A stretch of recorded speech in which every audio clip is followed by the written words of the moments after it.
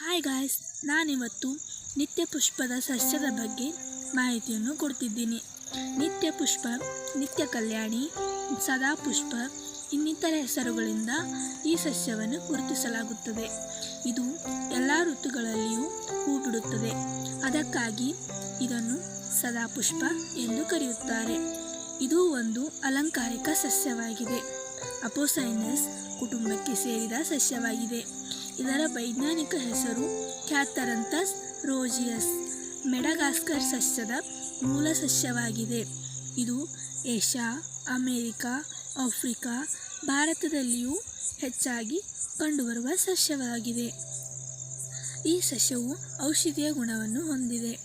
ಈ ಸಸ್ಯದ ಎಲೆಯು ನಮ್ಮ ದೇಹದಲ್ಲಿರುವ ರಕ್ತವನ್ನು ಶುದ್ಧೀಕರಣ ಮಾಡುವಲ್ಲಿ ಪ್ರಮುಖ ಪಾತ್ರವನ್ನು ವಹಿಸುತ್ತದೆ.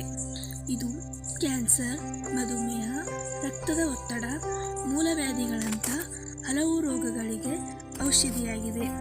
ಮತ್ತು ಗಾಯಗಳು, ಚೇಳು ಮತ್ತು ಮುಂತಾದ ವಿಷಕಾರಿ ಜಂತುಗಳು ಕಚ್ಚಿದಾಗ ಇದರ ಎಲೆಯ ರಸವನ್ನು ಹಚ್ಚುವುದರಿಂದ ಗಾಯವು ಬೇಗ ಗುಣವಾಗುತ್ತದೆ.